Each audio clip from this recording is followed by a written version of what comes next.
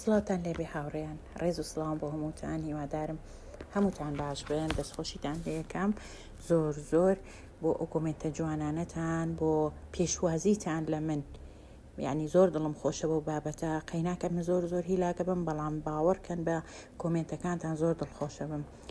بابەتی ئەمڕۆ زۆر جیاوازە. بابەتی ئەمڕۆم علاقەی نییە بە بورجەکانەوە، علاقەی هەیە بە ژمارە هەشتەوە، هەشتی 2025.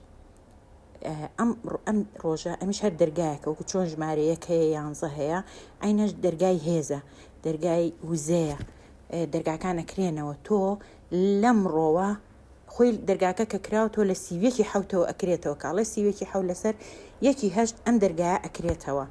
بەڵام تۆ ئەتوانی لەم ڕۆ دەست بە دوعاکانە بکەیتەوە. دوعای خۆت چی ئاواتێک تەیە وەرەقەیەک بینووسە، چەند جار بینووسیتەوە، چەند جار بێڵیتەوە، ئەوە نە زووتریەتە دی. ژمارە هەشت ژمارێکی گەورەیە، ترسناکە، هێمای هێزە، هێمای ڕزقە، هێمای دەسەڵاتە، هێمای پارەیە، هێمای شتە باشەکانە، شتە چاکەکانە بۆ مرۆڤ. دەرگای هێزەکرێتەوە لە هەشتی هەشت. ئاواتەکانت بنووسە لەم ڕۆژەیە، ئەو شتانەی کە خەوی پێوە ئەبینی. ژمارە هەشت لە هەر وڵاتەوە مانایەکی خۆی هەیە. لای سینیەکان مانای ئینفینیتی، یعنی شتێکی ئەبدی کۆتایی نەهاتوو. لە ئەفریقیا بە مانای داهێنەریە. فرعونیەکان گردونیان لەسەر ڕێکخستۆ بە مانای ڕێخستنی گردونە. لە هەند ژمارێکی گەورەیە بۆ ئەوان بۆ شتەکان. لە قورئانی شاتەنانەت زۆر هاتووە، ژمارە هەشت لە زۆر شوێنان هاتووە. ئێستا بە وردی باز ناکەم لە چۆ سوورەتێکە و چۆنە، بەڵام بە مانای چی هاتووە؟ بە مانای هێز، بە مانای پارە، عەدالەت، یەکسانی، زیادە، بە پارەی زۆر، ئیتر شتە باشەکان. لەوانە ئەڵێ بە هەشت دەرگای هەیە. شتە یعنی ما تەنانەت ئەڵێ ئەو کاتێک کە عەرشی خوا بەرزە بێتەوە لە ژمارە هەشتایە، ژمارە هەشت هێزە. هەر لە هینی سوورەتی ئەنعام هاتووە کە 8 ئەزواج لە ڕقم هەشت هاتووە. لە حەزرەتی موسا کە کاتێک قەومەکەی دەریان کرد هیچی پێ نەبوو، لەخوا پاڕایەوە، ئەوە بوو کە جەماعەتی ئافرەت شتێکیان بەرزە کردەوە، زۆر قورس بوو، ئەمێک سەر بەرزی کردەوە. شوعەیب هاوبانی کرد، کچەکەی نار بۆ لای وتی بابێ بۆلام ئەگەر بە 8 ساڵ لەگەڵ من ئیش بکەی کچەکە تێمێ.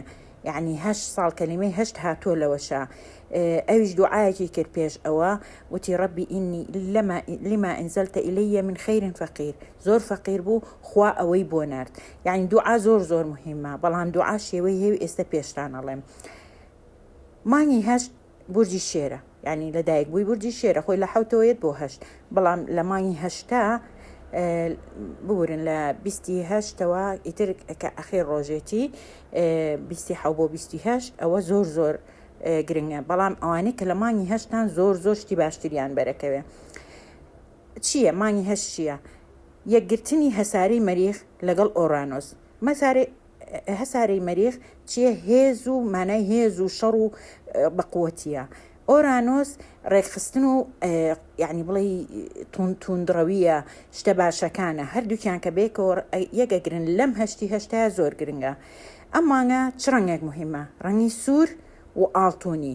ئافرەتەکان ئەگەر ئەتوانن ئەگەر بە ئاڵتوونێکی بچووکیش بێ بیکەن بە خۆیانەوە زۆر گرنگە. پیاوەکان پیا و خۆی ئاڵتوون بۆی باش نیە، زیاتر ئافرەتەکان، بەڵام ئەتوانن ئەوانیش. تەنانەت یعنی هەر چۆنێک بێ ئەو ڕۆژە بیکەن بە خۆتانەوە کە دوعاکەن ئاڵتوونەکە ئەگەر شتێکی زۆر بچووکیش بێ. دوعاکان چییە؟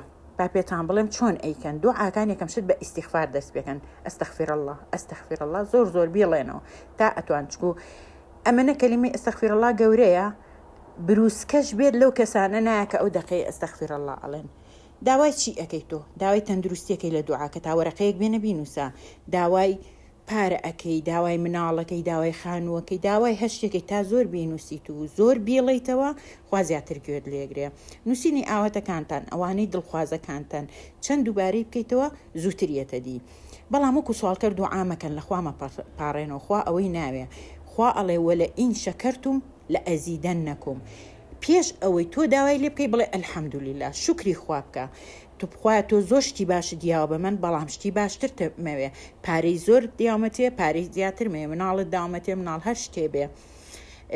ئیتر مۆڵکت هەشتێک بێت ئاشتی هێمنی تەحسیحەت تەندروستی هەمووی ئەوانە بڵێ خۆیان تۆ یاوتمەتێ بەڵام باشترمەوێ خۆیان من دڵخۆشم شکرم بەبەشت بەس بەشی باشترم ئەوێ بە خۆشەویستیە داوا بکە لە خوا وا داوا بکە خواکە بڵێ تۆ زۆر لێ رازیت بۆ هێشتی باشترت باتەیە حەزرەتی نمونەیەکتانێمە حەزرەتی ئەیوب زۆر دەوڵەمەند بوو دەوڵەمەندترین کەس بوو هەرچی مڵک هەبوو هەی بوو لادی هەبوو شتی هەبوو سیدونەوە و نەتیجەی هەبوو یعنی مناڵونەوە خوای گەورە بە یەک دەقە هەموو شتێکی لێساندەوە هەموو شتێک ژنەکەی تووڕە بوو یعنی کەوتە ئەوەی کە ناشکور بێ ئەوانە ئەموتی نە وتی خوا وتی سپاس بخوا الحمد لله وتی الحمد لله الذي جعل لي لسانا ذاكرا وقلبا شاكرا وجسدا على البلاء صابرا اما خوتانه توانن ام آيات بخنو كتشن يعني وايلي هاتبو كرم تيابو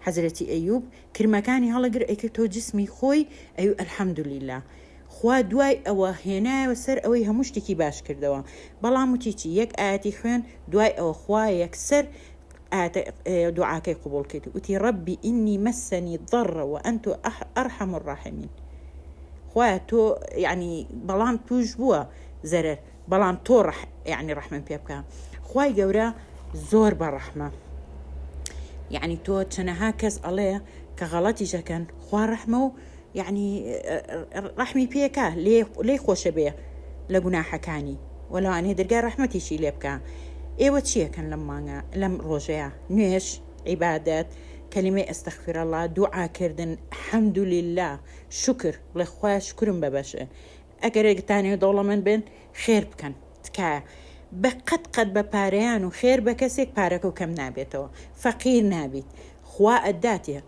توج أبيه لو بشبيه بخلق يعني خوي لو عسمانو بارا ايابتو توج أبيه عبده بشي بي كسان من نالم بهمو كسيبا أو كساني مستحقا يعني كساني كان زور يعني رويان نا سوالو شد كان رويان نا داوا كان بلام يعني تو أتواني وخلقانو خوبيان دوزي توا لبر أوا أجر أتوي يكم شتي دولة من بيه بخير بكي شكو خوا بارا تياتي أو لأسمانه أيابته تولى عرزوا بيه بخلق إتر لما متمانات بخواي جورها بيه باورك قد فقيرنا بن أجر متمانو بخواي جورها بيه خير بكي يعني من نعلم زور دولة ما نبي بلام يعني ترخو محتاج نبي أود بيك بهي بجي خوشي بهي بجي لا عواتك كان تانا بنوس بشي بنوسن بارا زواج صحة منال آشتي همني يعني هرتشتيق لدلتانا بينوسن چەند جارێکی زۆرۆک و پێموتن بینوسنەوە چەند جارێکیش بینەڵنەوە لە دوعاکاتان